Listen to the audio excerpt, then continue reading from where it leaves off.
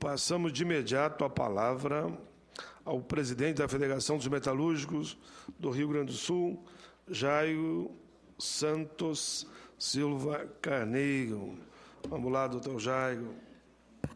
Bom dia a todos e a todas. Eu quero agradecer o convite feito aqui pelo senador Paim. Saber do nosso orgulho de que o Paim, a paz do esforço que a gente fez, né, Paim? Se elegeu como o senador mais votado do Rio Grande do Sul e tem tido um papel, né, como secretário-geral da CUT, primeiro secretário-geral da CUT Nacional. Mas o Paim não perdeu, ao longo do mandato, a capacidade de discutir com o conjunto dos trabalhadores de todas as centrais sindicais. Eu acho isso fundamental para que a gente possa fazer o que nós temos que fazer, que o Jaci meio que enumerou, que eu quero voltar de novo.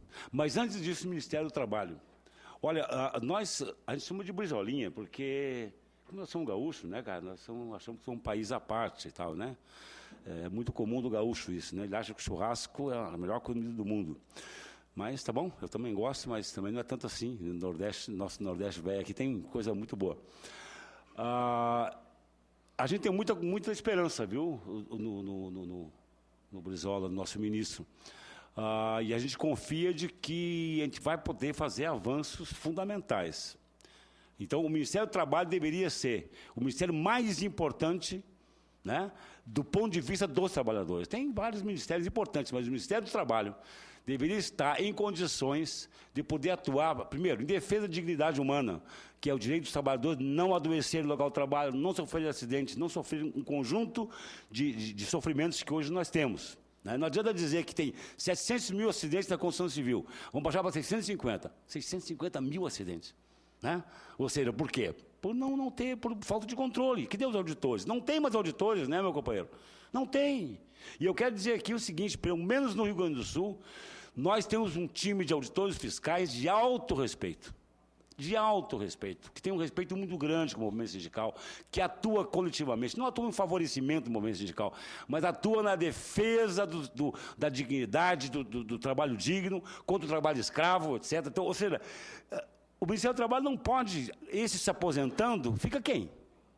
Cadê o time aquele? Time de alta confiança política, no sentido de que são confiáveis os trabalhadores. Segundo, de alta capacidade técnica, que é o doutor Chienza, por exemplo, que é uma sumidade, né? Um homem que dá curso por todo lugar, por quê? Porque conhece o assunto, né? E é de uma simplicidade. Então, eu quero insistir nisso. O Ministério do Trabalho é uma vergonha num país do nosso tamanho não ter um Ministério do Trabalho equipado, porque isso significa menos custo para a Previdência. Porque a fiscalização anterior, a prevenção, significa não ter milhares de jovens que estão adoecidos pela nova doença do trabalho, que não é mais doença típica, o acidente típico de cair uma caixa no pé, um martelo não sei aonde, é as doenças aquelas que não aparecem e aparecem ao longo do tempo. A tendinite, e aí tem um conjunto de doenças para quem se ocupa desse tema. Então, eu quero dizer que eu tenho muita confiança, viu, ainda tenho muita confiança de que a gente vai poder fazer avanços nesse sentido. Mas, para isso, é necessário que o movimento sindical tenha um grau de unidade que ele hoje não tem. E eu quero imputar à CUT, talvez, a tarefa mais importante, né, de responsabilidade, por juntar o conjunto do movimento sindical para nós pensar todas essas coisas que nós estamos dizendo aqui. Viu, Jaci? E eu acho que a CUT alguma vez tem sido empecilho. Porque a CUT tem posições que eu particularmente acho corretas, mas algumas vezes inaplicáveis. Por exemplo, vamos pegar a questão do imposto sindical. Não é o lugar que divide a gente? A CUT propugna o fim do imposto sindical. Eu também. Mas isso pensando numa organização que dê condições. Mas hoje, objetivamente, não tem condições. Objetivamente. Então, como é que nós vamos discutir isso como uma coisa de futuro? Mas como nós discutimos outros temas hoje? E um dos temas está aqui colocado, a questão dos mandatos. Então, eu acho que o Jaci já disse o que eu não preciso dizer, que o deputado que está propondo aqui não propõe o seu próprio limite, ou seja quais são as regras gerais? Por exemplo, todos os sindicatos, me digam aqui os meus dirigentes sindicais aqui, todos os sindicatos correram para fazer a Assembleia, para fazer o quê? A mudança, para adaptar a estatuto do sindicato ao novo Código Civil. Não foi verdade? Porque é a regra geral. Tem uma regra geral. Então, a regra geral submete à regra geral. Né? O que é regra geral? Então, são as coisas que interessam a todos. O mandato sindical pode, o tempo de mandato pode. Né? Como é fixado hoje, um deputado tem direito a 4 anos. Bom, nós podemos fixar isso. São as coisas do conjunto, de um marco regulatório geral. Mas entrar na questão da reeleição, cara, nós estamos falando de quê? Estamos falando de um país que ainda tem trabalho escravo. Ou alguém imagina que um dirigente sindical metalúrgico, bancário, da alimentação, etc., sendo presidente do sindicato, um dia voltará à fábrica? Alguém tem essa ilusão aqui no Brasil ainda? Né? Eu conheço alguns que já voltaram, mas daí tem outros problemas. Mas não volta. Dirigente combativo, dirigente importante no seu sindicato, não volta mais ao trabalho. Né? Uma pena, deveria ter possível, mas hoje não tem, objetivamente não tem. Então, do limitar o mandato significa o seguinte: o que é que faz uma pessoa que tem 40 anos de idade, fez 2 mandatos, faz o quê? Faz o quê? Um ano depois, disse aqui o nosso companheiro do Ministério do Trabalho, um ano depois está na rua. Não, Jair, no dia seguinte, o empresário, inclusive, paga a indenização dos 12 meses para que não possa concorrer à eleição da CIPA. Ele é tão virulento que no dia seguinte ele demite o dirigente sindical. Eu só queria retratar que nós estamos vivendo, essa realidade que nós vivemos. Tem outras coisas que a gente tem que olhar, de que não tem condições num país tem premissas, tem coisas anteriores a fazer. Né? Hoje a fábrica, o que é a fábrica? A fábrica é um país estrangeiro. Se botar o pé dentro da fábrica, tem processo, tem aí um conjunto de medidas jurídicas, né? Interdito proibitório, não sei o que mais. Nós estamos ainda vivendo um tempo, ou seja, não dá para nós querer, por exemplo, dizer que o mandato sindical tem que ser 1 ou 2 mandatos sindicais, quando nós temos outras questões absolutamente mais importantes. Então, eu quero deixar claro isso aqui. Uma coisa são os marcos regulatórios que interessam a todos. Outras coisas é invadir. Né? Ora, mas tem gente sindical que tem 30 anos de mandato. O problema da categoria. O problema da categoria. Ou talvez outros problemas da organização sindical que geram esse tipo de situação. Agora, o PAIN, bom, nós temos aqui um senador. Ou acho que o PAIN ia conseguir ser senador, da importância que tem hoje o PAIN nesse contexto do trabalho, se ele tivesse um mandato do sindicato, 2 mandatos? Ou seja, as pessoas aqui têm que começar a compreender de que não se pode, aliás, aqui no Brasil agora, com esse novo julgamento que está acontecendo agora, está se invertendo as coisas, ou seja, aqui tenta-se fazer exemplarmente punir aquele ali, mas não resolve o problema central, né? Então, nós temos que ter cuidado com isso. Nós queremos também resolver uma coisa criando outros tipos de problema, que muito bem disse aqui.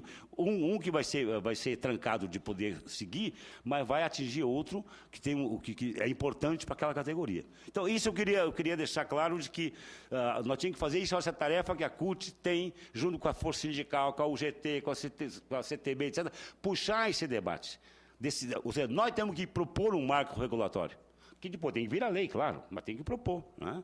Então, isso é uma questão dos 4 anos. Né? A outra coisa que eu queria tratar é o seguinte, cara, da democratização das eleições sindicais. Eu acho que nós temos que buscar uma legislação, também uma legislação, que possa garantir minimamente as questões democráticas. Do acesso à informação, o acesso a poder escrever chapa, etc. Isso nós temos que melhorar, porque tem sido uma fonte de conflito em vários sindicatos. Isso aqui não quero enumerar se é esse ou aquele. Todo sindicato tem problema nesse sentido. Inclusive, tem uma questão, por exemplo, assim, numa eleição de chapa única, tem que fazer toda aquela onda de pegar a urna, levar lá no local de trabalho, etc. Ou basta uma Assembleia Geral que possa ratificar ou não esse mandato? Isso é uma coisa que nós podíamos pensar, né? Ou seja, quantas vezes tem eleição de chapa única? Né? E tem que fazer toda aquela discussão, urna para lá e para lá. Isso poderia ser outra coisa que a gente poderia fazer em Assembleia Geral. Né? Olha, nós não conseguimos ainda nem regular a questão do número de dirigentes sindicais. Imagina São Paulo, Metalúrgico São Paulo. Daquele tamanho. O tribunal julga que tem 7 dirigentes com estabilidade. É absurdo. Completo absurdo. Né? Ou seja, como o Congresso não faz a legislação, né, o tribunal faz. E diz que é 7. Ou diz que é 7 mais 7, etc. E nós temos feito. Nossa categoria, por exemplo, tem no acordo coletivo tem que é 24. Para fugir dos 7. Nós somos 40 na diretoria. E nós temos que dizer quais são os estáveis e quais não são os estáveis. Então, essa é outra questão de imediato, que tem que resolver de imediato. Ou seja, não é possível que depois de 24 anos da nova Constituição, nós não conseguimos votar essa questão aqui, pode ser proporcional. Começa com 14 e vai aumentando conforme a categoria maior, tantos por mil, etc., etc., tu tem uma condição de fazer. Então, essas questões eu acho que são questões absolutamente relevantes e que devem ser matéria de debate entre as centrais sindicais, né, que tem que fazer esse papel de juntar para discutir esses marcos regulatórios. Né? Eu queria aqui me dar, Paim, o direito, só que me falta aqui, o direito de poder dizer uma coisa. 4, não, eu sei, mas eu não quero também assumir demais. Não quero assumir demais. É o seguinte, nós encaminhamos ao Ministério do Trabalho, já há 4 anos atrás encaminhamos aqui para deputados, etc., e agora encaminhamos ao Ministério do Trabalho uma proposta, né, que pode ajudar a resolver os maiores conflitos que nós temos visto hoje no movimento sindical, que é a questão do desmembramento desse sindicato. Tem sido uma fonte de conflito permanente. Permanente. Nós podemos ver outra, mas esta é permanente. E aí a tendência ou seja, o Ministério está propondo agora um conjunto de medidas que, no meu entendimento, apenas dificultam burocraticamente o fazer. Né? E eu acho que nós encaminhamos ao Ministério que inclusive mandou para o resto do Brasil para discutir, mas no final não acolheu, pelo que eu vi na última proposta, não acolheu uma coisa que se chama fazer um plebiscito na categoria que vai ser desmembrada. Para mim, isso resolve o problema, os trabalhadores resolvem o problema. Tu quer desmembrar, vamos pegar um exemplo assim, vamos pegar do Rio Grande do Sul para não mexer em outros lugares. Cachoeirinha, que é o lugar de onde eu sou, que é o município contíguo a Porto Alegre, tá? Tem desejo de fazer um sindicato separado de Porto Alegre. O que tem que fazer primeiro ali? Olha, hoje se faz o quê? Vai numa churrascaria, 10 pessoas, faz uma dita assembleia, depois recolhe algumas assinaturas, manda e está feito o negócio. Até agora, porque não tem nem mais direito à oposição, que os sindicatos mães tinham condição. Outra coisa é eu dizer o seguinte, olha, eu quero fazer o sindicato ali no Cachoeirinha. Muito bem, chama-se um plebiscito, pergunta, querem ou não querem? Se querem, cala a boca e deixa fazer. Pô, diabo. Mas se não querem, não é um jantar na churrascaria que vai fazer um sindicato contra a vontade dos trabalhadores que estão ligados ao sindicato mãe lá e que tem interesse hoje atender os trabalhadores, não é dividir. Isso, para mim, daria um fim, ou seja, a primeira atitude ao desmembrar um sindicato, eu falo que é desmembrar, juntar os sindicatos, por exemplo, Canoas com Porto Alegre, o Paim, a gente brinca que Canoas é a nossa subsede de Porto Alegre, né? Mas se quiser juntar, hoje não pode. Se Canoas decidir juntar com Porto Alegre para fazer um sindicato maior, no outro dia sai o sindicato de Canoas, porque a lei permite isso. Mas se tem um plebiscito que pergunta a categoria se quer ou não quer, acabou, não tem mais isso. A lei tem que dizer lá que durante os próximos 3 anos não tem plebiscito. Isso, para mim, traria o quê? Por bojo dos trabalhadores, a resolução do problema, tirando essa questão da judicialização, discussão na Justiça do Trabalho, discussão na Justiça Civil, etc. Por quê? Porque tu consulta os trabalhadores. Se eles não querem, não querem. Acabou o assunto. Ou seja, né? Então, mas daí o sindicato não chama plebiscito. Mas tem na regra. Um número de trabalhadores faz uma baixinada, entrega lá, pede o sindicato é obrigado, até o juiz pode determinar que ele faça em X tempo, e se faz o plebiscito consultando a categoria. Isso, para mim, é democrático. A outra tentativa é a tentativa de burocratizar a forma de fazer. Né? Ou seja, agora exige certificado digital, não sei o que mais, mas a essência não aparece, que é a vontade dos trabalhadores. Então, eu acho que nós temos, então, além dos 4 anos, que eu acho que é um bom 4 anos de mandato, que é a posição da CUT, que é regrar no máximo 4 anos, e a questão de quantos mandatos, né? Esse tema traz outros assuntos, que são assuntos, inclusive, que são anteriores a esse. Né? Como é que nós tratamos esse tema se nós sequer garantimos a estabilidade dos dirigentes sindicais? Sequer isso. né? Ou seja, tem um conjunto de passos a serem dados. E eu acho que as centrais sindicais, meu companheiro, alguns acham, eu não acho, olha, tem muito partido político, eu não acho. Tem muito central sindical, eu não acho. Por quê? Centrais sindicais deixa que exista, por quantos mais surgir para organizar trabalhador, melhor. Bom, se não puder unificar mais, unifiquemos, né? As nossas divergências devem ser tão pequenas que não tem sentido. Mas não reclamar disso. Dizer, quando os trabalhadores se organizam, nós temos que ficar alegres, não tristes. Né? Tem muito partido pequeno. Bom, e daí? É uma expressão, estão expressando democraticamente. Nós temos que parar um pouco com essa história de achar que tem que ser dois. Né? É o Partido Republicano e o Partido Democrata nos Estados Unidos. Né? Não é, ou seja, não tem nesse sentido. Nosso sentido. Então, as centrais sindicais existem. Que reúna, que discute, que busquem junto as coisas comuns. Nós temos divergências? Temos, mas tem coisas que são comuns. Como a questão da eleição, a questão do mandato, a questão do Ministério do Trabalho. Nós temos que fazer uma campanha para equipar o Ministério do Trabalho. Nós temos que fazer uma campanha para que nós tenhamos bons auditores fiscais. Está ali o companheiro que é dirigente dessa categoria, independente das nossas briguinhas ali, porque da autonomia, não sei o que mais, mas é fundamental. O auditor fiscal ele pode diminuir o custo que nós vamos ter com o salário do auditor fiscal, é muito menor do que o custo que nós temos hoje do adoecimento dos trabalhadores no local do trabalho.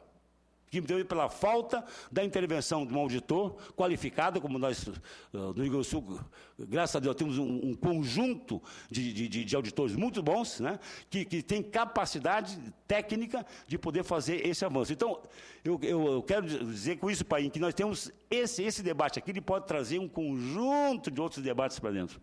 E só podia ser aqui, né? Eu acho que o Paim tem essa grande qualidade de estar sempre atento às questões que interessam à classe trabalhadora, seja ela da CUT, da Força Sindical, de qualquer outra central. Eu acho que essa é a grande qualidade. Eu me desabalei do Rio Grande do Sul para cá, ontem à noite, para dormir aqui por perto, né, para poder vir, porque acho que tem que prestigiar essas iniciativas que podem ajudar o avanço da organização dos trabalhadores. Ok? Obrigado.